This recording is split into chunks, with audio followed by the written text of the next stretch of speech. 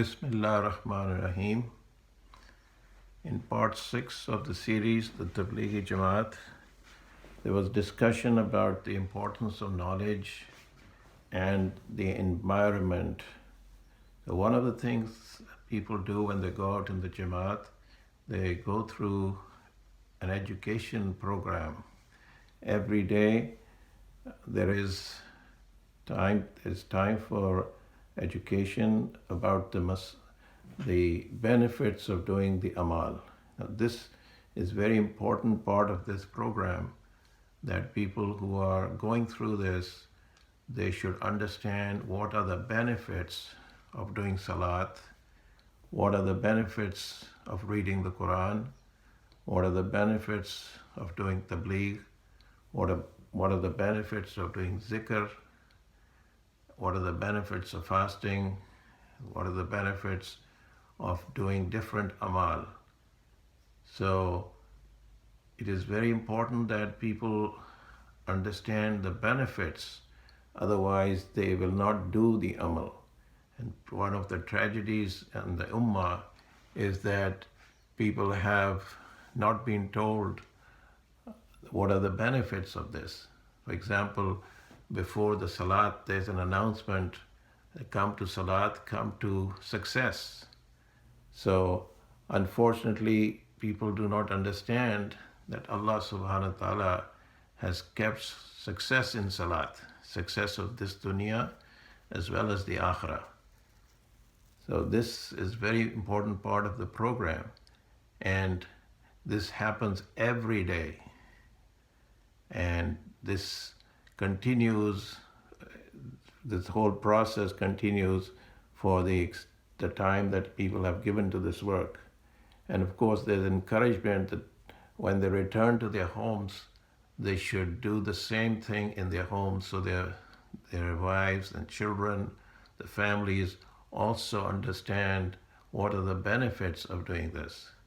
A lot of times people assume that by just being a Muslim, they will get the benefits of Islam without realizing that the benefits come when you start doing the amal. So the Jamaat work concentrates on actually doing the work on a regular basis. There is a hadith that Allah subhanahu wa ta'ala likes that amal, which is, even if it's small, but if it's done regularly and it is done with sincerity. For example, a lot of people do salat in the house. They do not know the benefits of making salat in the masjid. If they do know the benefits of doing salat in the masjid, then they will leave the house and make salat in the masjid. So all this is very important part of this Tabligh program. And unfortunately, this kind of effort is not made in other activities. So a lot of ulama, they give a lot of knowledge to people, but they, as we discussed in the previous programs, that knowledge by itself is not enough. The knowledge has to be backed by the action. As it said, that Iman has three components. One is in the heart, one is on the tongue, and one is in the body, in the physical actions. So just by professing Iman in the heart is not enough. So that the second part, of course, is to talk about it. And in this Tabligh work, everybody is given an opportunity, regardless of their background, to talk about it in public. And this is one of the benefits of this work, that even people who are not educated, when they keep hearing the talk of Iman, they keep hearing the talk about the benefits of doing the Amal, and they start talking about it, that increases their Iman even more. So people come out of the program with the ability to make a speech or make a bayan without going through the madrasas and without going through long educational process.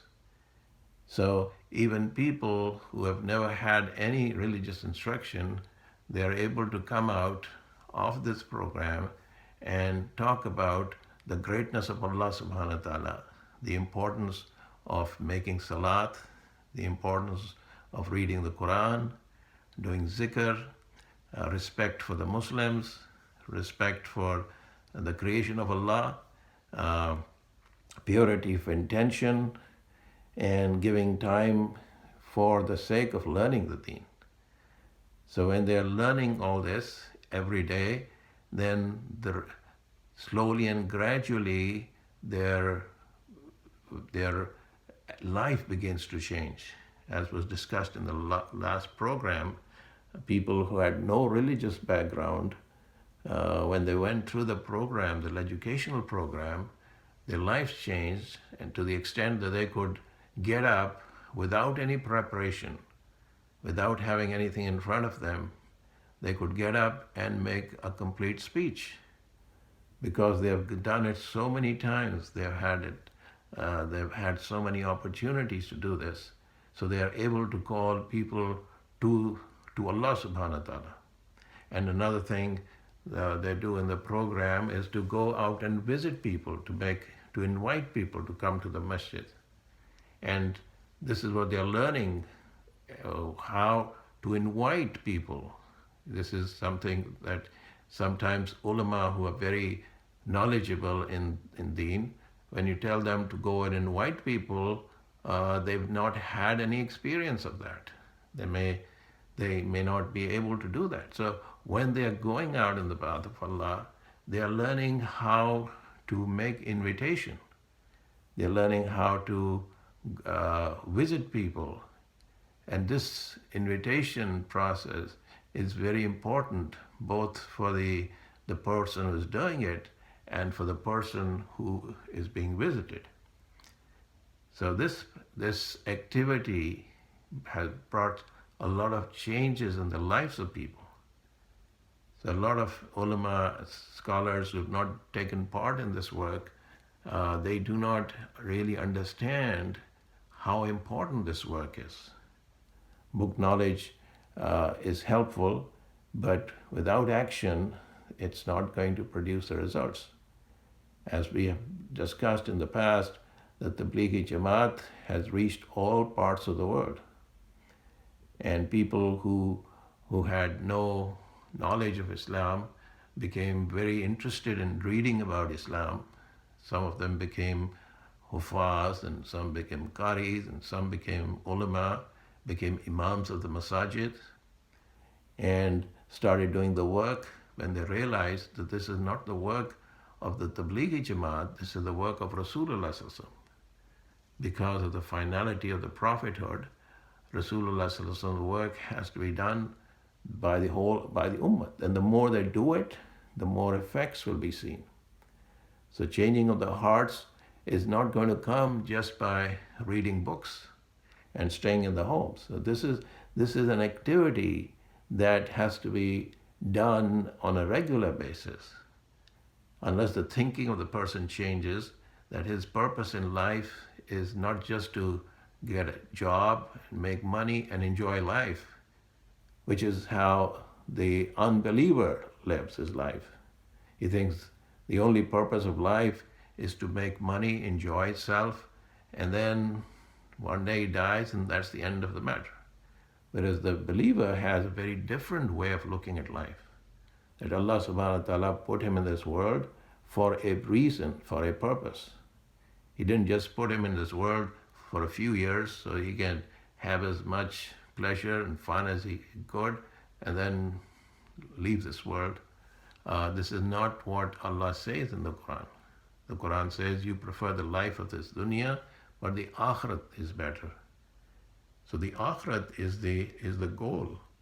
The success the Muslim is talking about, the believer is talking about, is very different from the success that the unbeliever is talking about.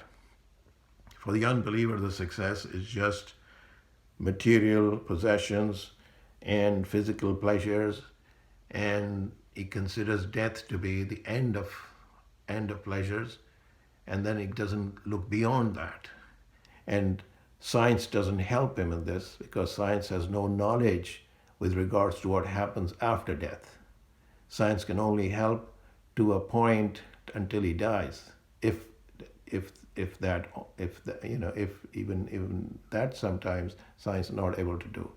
The science becomes helpless completely when it comes to the knowledge, when it comes to the life after death.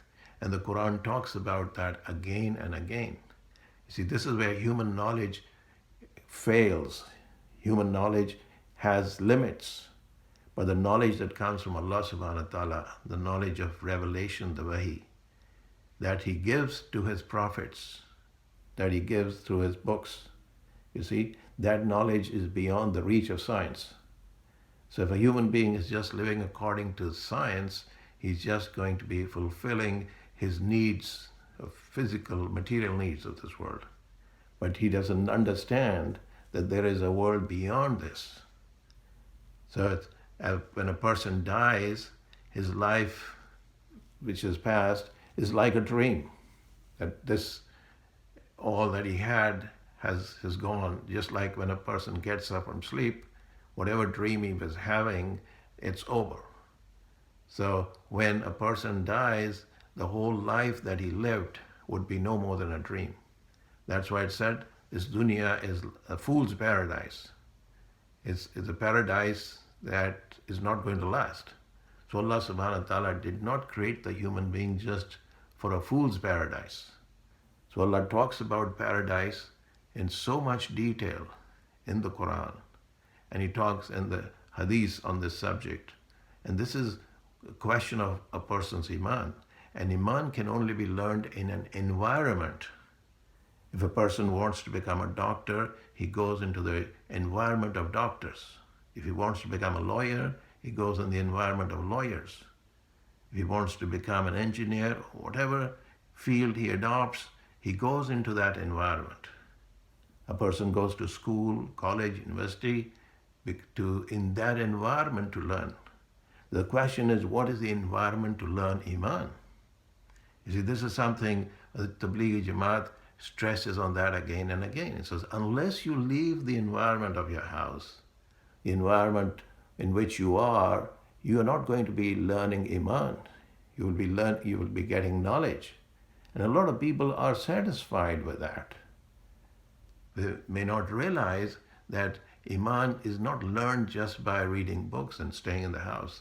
In order to learn that, one takes out time, goes in the environment of iman, and travels with people who are also learning. So these are all students, and they are all learning how the unseen system of Allah subhanahu wa ta'ala works. So this is an activity which is going on all over the world. It started about 100 years ago, and it has spread. And it's up to people if they want to take benefit from that. If they want to benefit, they will have to take the step.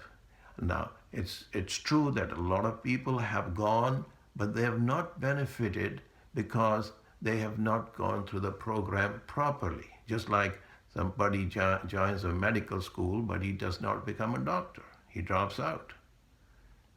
Or with any activity, it has to be consistent. See, so it's a whole educational program. And it's a program not only to learn Islam, it's a program to learn Iman.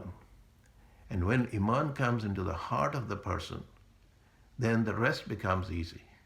It is said that Umar bin Abdul Aziz, Rahmatullah alayh, who's considered to be the fifth rightly guided caliph, and he remained Khalifa for less than 3 years. But there was such a massive change that in that 3 years' time, that people could see the effects of that.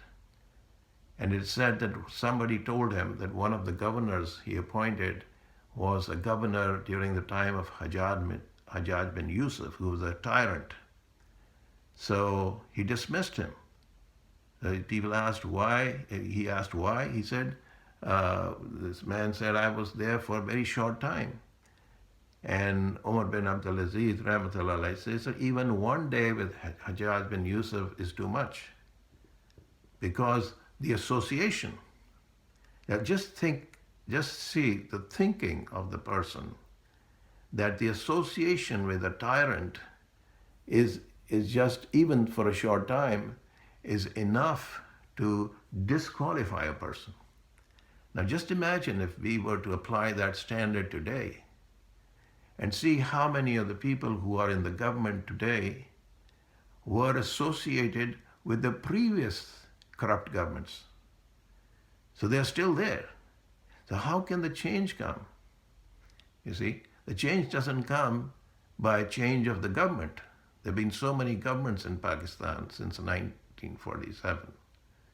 The question is there any change in people's lives? Is there any change in government? Everybody comes and promises change and promises prosperity and development, and all kinds of promises are made. But what are the results? Umar bin Abdul Aziz was Khalifa for less than 3 years, but the change happened because he put people of Iman in power. He put people who had the fear of Allah subhanahu wa ta'ala.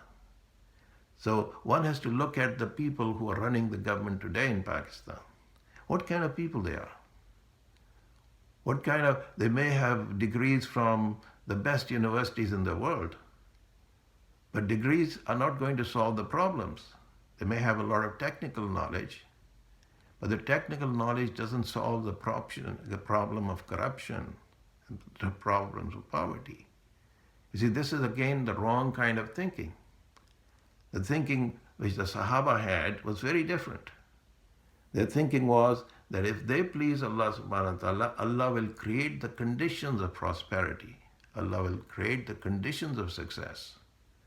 So if they made peace if they had connection with Allah, if they knew how to get the help of Allah, then Allah subhanahu wa ta'ala will improve their conditions. And Allah did that. But question is, the people in power today, do they even understand this concept? How many of the people in high positions even understand the very basics? And this is the duty of the head of the state. This is, if he is a good leader, like the Sahaba, like the Khulafa Rashidin, the appointments that they made were based on the iman of the person, how much he was connected to Allah subhanahu wa ta'ala. So if you talk to the leaders, if you talk to Imran Khan and say, well, do you have people of iman in top places? You see what his response is going to be. He's not thinking of people of iman, he's thinking of people who have qualifications from the top universities, who have had top jobs with the World Bank and the IMF. And this is the thinking that brings disaster, brings destruction. So all this work that is being done by the Tablighi Jamaat is actually to change this thinking.